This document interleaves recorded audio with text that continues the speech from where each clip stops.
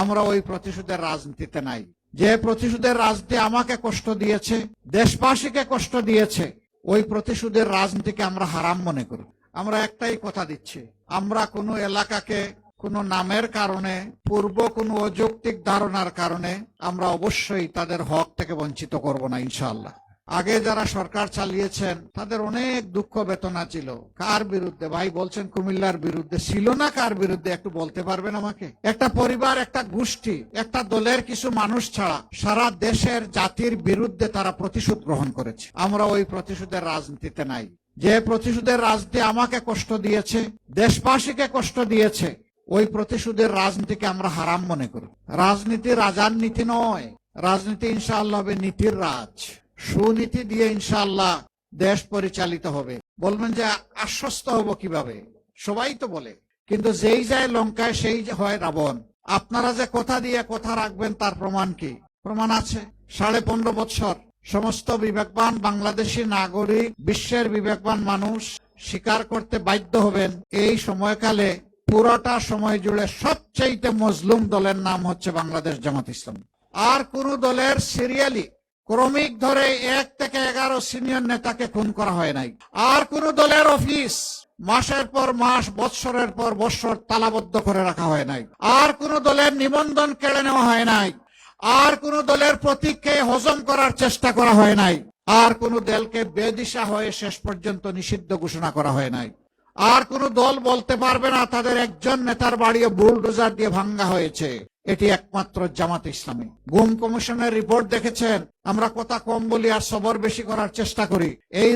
এই রিপোর্টে উঠে এসেছে সবচেয়ে বেশি গুমের শিকার হয়েছে বাংলাদেশ জামাত ইসলামীর লোকেরা। এত কিছুর পর আল্লাহ রাব্বুল আলামিন শহীদানের রক্ত আর মজলুম জনগণের চোখের পানি কবুল করে আমাদের বুকের সন্তান যুব সমাজের নেতৃত্বে 24 আগস্টের বিপ্লব যখন সফল হলো, যেটাকে আমরা 36 জুলাই বলে থাকি, সেদিন প্রথমেই আমরা উচ্ছ্বাস প্রকাশ করলাম না, আমরা মিছিলে উত্তাল হলাম না, স্লোগান দিলাম না। আমরা আল্লাহ তাআলার এই নিয়ামতের জন্য সেজদায় পড়ে শুকরিয়া আদায় করলাম। তারপরে এই দেশবাসীকে ভাঙ্গা বিধ্বস্ত অফিসে দাঁড়িয়ে আমরা জানিয়ে দিলাম আমরা কারো উপর থেকে প্রতিশোধ গ্রহণ করব না। তবে যারা ভিকটিম এবং ভিকটিম ফ্যামিলি, তারা যদি ন্যায় বিচারের জন্য আদালতের আশ্রয় নেন, আমরা তাদেরকে সর্বাত্মক সহযোগিতা করব।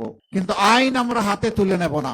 আমরা কথা দিলাম আর্থিকভাবে আমাদের চাইতে ক্ষতিগ্রস্ত আর কেউ হয় নাই, কিন্তু তাই বলে আমরা কারো কাছ থেকে চাঁদা নেব না, চাঁদাবাজি করব না। কারণ চাঁদা ভিক্ষার চাইতেও নিকৃষ্ট। ভিক্ষা হালাল কিন্তু চাঁদা হারাম। আমরা কথা দিয়ে কথা রেখেছি।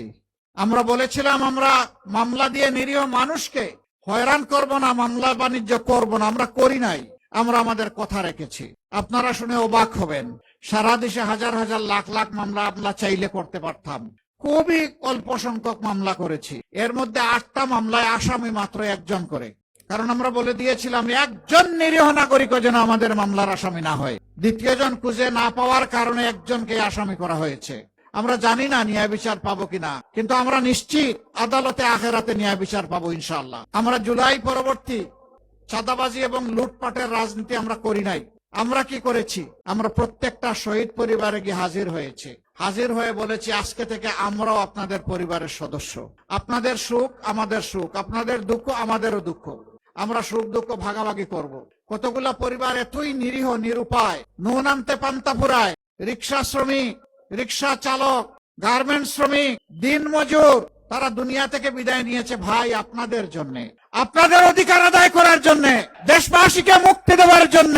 যাদের অবদানের কারণে আজকে এখানে দাঁড়াতে পেরেছি, কথা বলতে পারছি। তাদের পরিবারের কাছে যখন গিয়েছি, চোখের কোনায় পানি দেখি নাই, আমি রক্তের ফুঁটা দেখেছি। মায়ের চোখে, বাবার চোখে, ভাইয়ের চোখে, বোনের চোখে, স্ত্রীর চোখে, অবুঝ সন্তানের চোখে। কোন কোন জায়গায় এতিম সন্তানেরা হাত ধরে তার চপলতার কারণে টেনে নিয়ে গেছে একটা দেয়ালের পাশে গিয়ে বলে এই আমার বাবা। তার মনের মতো করে বাবার ছবি এঁকেছে দেয়ালের মধ্যে। এরপরে আমাকে বলে দাদু আমার বাবা কি ফিরে আসবে? আহারে, এই অবুঝ এতিম শিশুর কাছে আমার কি জবাব ছিল? কোনো জবাব দিতে পারি নাই। গুমের শিকার মানুষগুলার কাছে যখন গিয়েছি, তাদের পরিবারের সদস্যদের কাছে, মা জিজ্ঞেস করেছে বাবা স্বপ্নেও তো এখন আর ছেলেটাকে দেখি না, আমার ছেলেটার কি কোনো খবর আছে? যদি সে মারা গিয়ে থাকে তাহলে তোমরা কি তার কবরটা আমাকে দেখাই দিতে পারবা? আশা ছাড়ছি না তাকে ফিরে পাওয়ার। যদি খবর থাকে আমাকে দাও, যদি আমার ছেলেকে হত্যা করা হয় তার কবরটা দেখিয়ে দাও, অন্তত তার কবরের মাটি ছুঁয়ে একটু চুমু খাবো, নিজেকে সান্ত্বনা দেব। এই মায়ের জন্য আমাদের কি জবাব ছিল আপনারা চিন্তা করেন।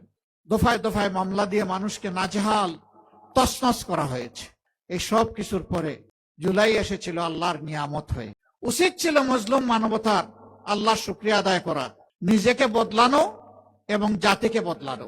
আফসোস, কেউ বদলানোর আকাঙ্ক্ষা নিয়ে এগিয়ে গেল, আর কেউ আগের মতো আবার সেই ফেসিবাদী কায়দায় অপকর্ম শুরু করে দিল।